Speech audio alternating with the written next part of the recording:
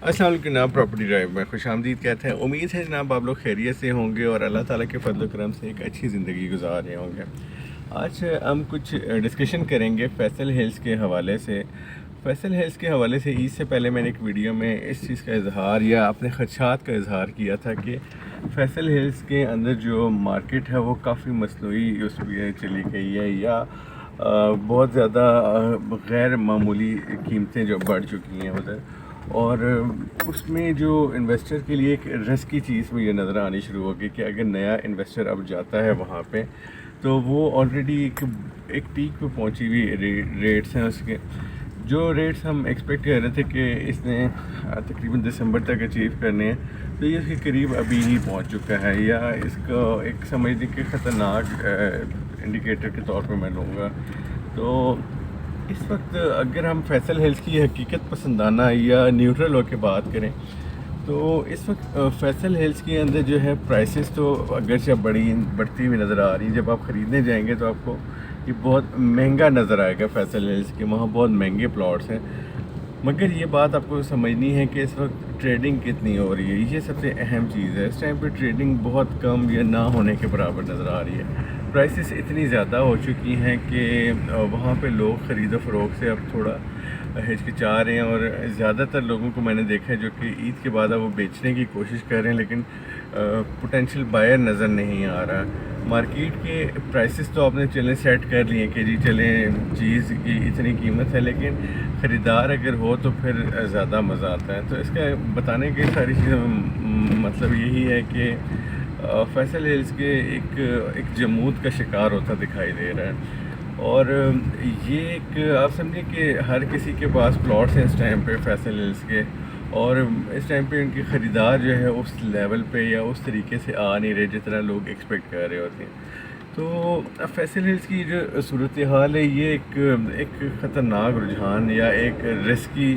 یا جسے آپ کہیں کہ ایک پریشان کن چیز کی طرف ہمیں لے جا رہی ہے۔ اور وہ پریشان کن چیز یہ ہے کہ سپوز اگر جس طرح میں نے ایک رات کو ویڈیو اپلوڈ کی تھی جس میں میں نے یہ کلیم کیا تھا کہ بنیادی کچھ مجھے باتیں پتہ چلی تھی جس کی بنیاد پہ میں نے کلیم کیا کہ ایک نیا بلاک آ رہا ہے FMC کا، تو اب سمجھے اگر اگلے 2-3 مہینوں میں وہ آنے لگا ہے تو ڈیفینیٹلی جو انویسٹرس ہیں جنہوں نے فیصل ہلز کے اندر بہت زیادہ انویسٹمنٹ کی اور یہاں سے آؤٹ پٹ لیا ہے، ان کو ملا ہے ان ٹرمز آف آپ سمجھے ریٹرن آن انویسٹمنٹ کی ہم بات کر رہے ہیں،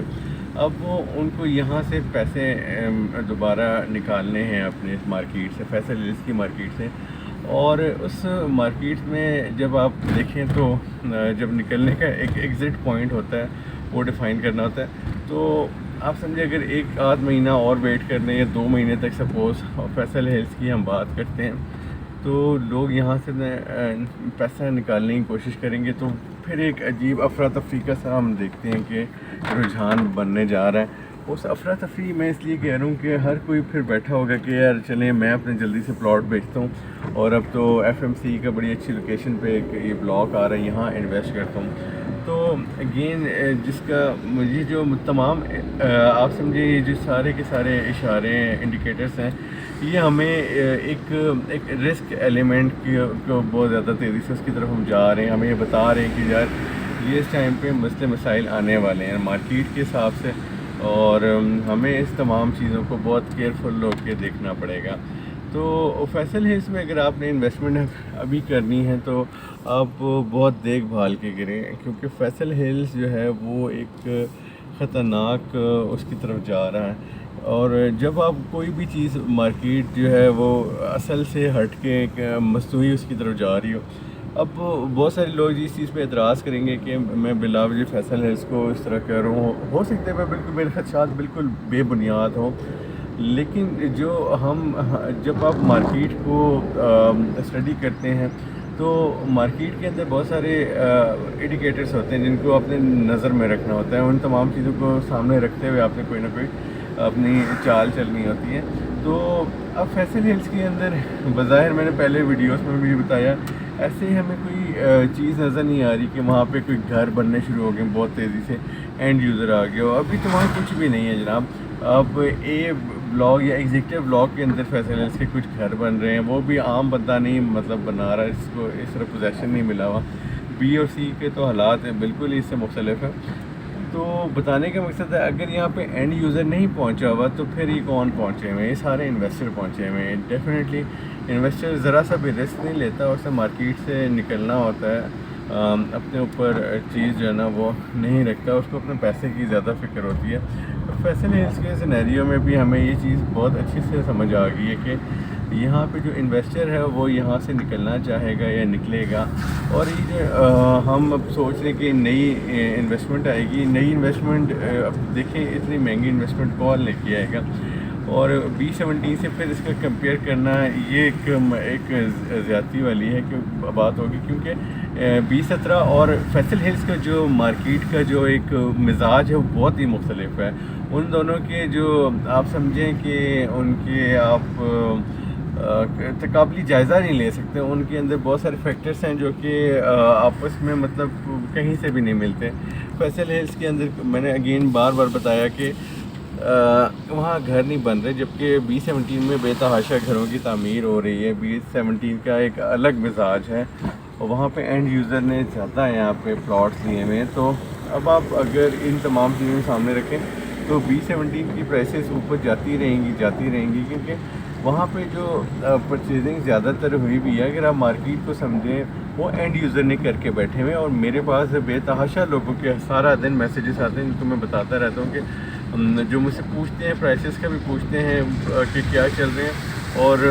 ये कि उन्होंने अगर एंड यूज़र हैं या अगर इन्वेस्टर भी हैं तो उन्हें रखे हुए प्लॉट्स, तो क्या आगे होना चाहिए हिसाब किताब। बहरहाल अब फैसल हिल्स के अंदर आपने बहुत केयरफुली इसको देखना है कि कैसे आप मूव करेंगे।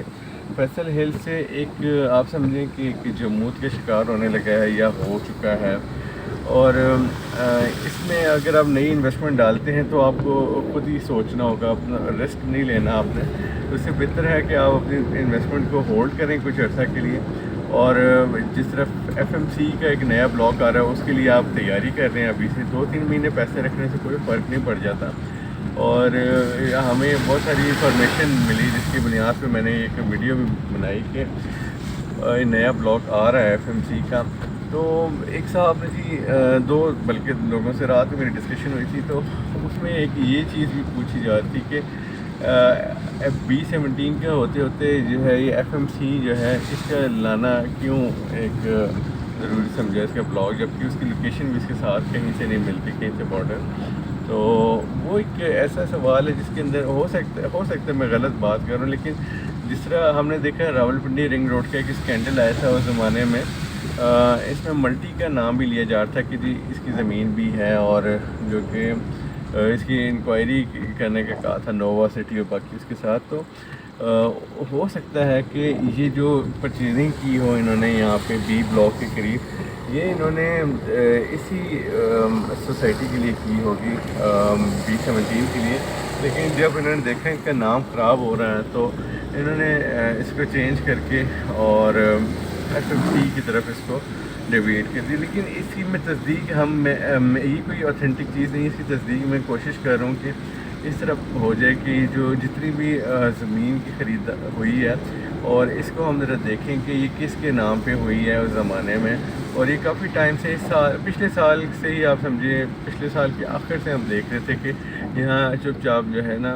ज़मीन की ख़रीद हो रही थी B ब्लॉक B17 के साथ। और वो जो ज़मीन थी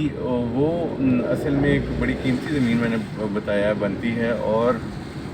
दूसरा ये कि उस ज़मीन की ट्रांसफ़र किसके नाम पे हो रही थी, ये अगर कहीं से हमें पता चलता है तो ज़रूर हम बताएंगे।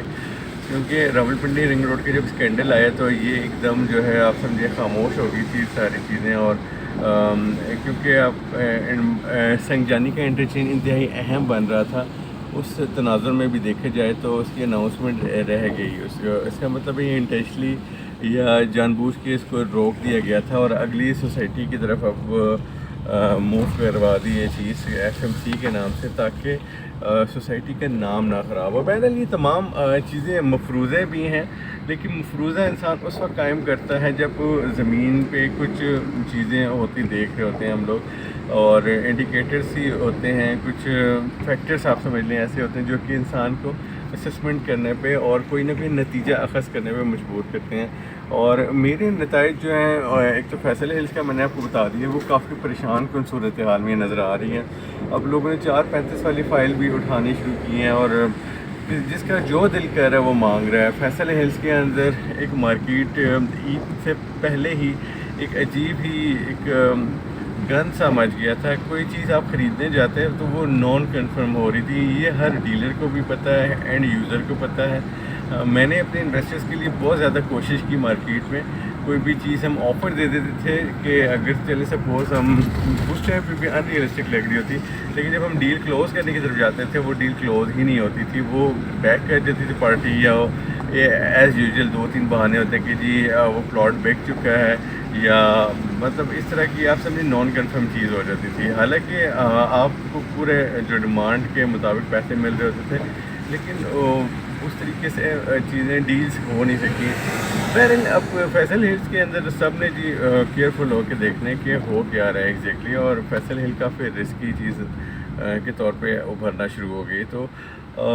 رائٹ ٹائم نہیں ہے فیصل ہلز میں مزید انویسٹمنٹ کرنے کا۔ ہاں اگر آپ کے پاس اپنی انویسٹمنٹ ہے تو آپ اس کو 1-2 مہینے کم از کم ہولڈ کر لیں آپ، اور 1 مہینہ تقریباً آپ دیکھیں، 1 مہینے کے اندر کافی صورتحال واضح ہو جائے گی کہ مارکیٹ کا رجحان کیا بن رہا ہے۔ ظاہر سی بات ہے جب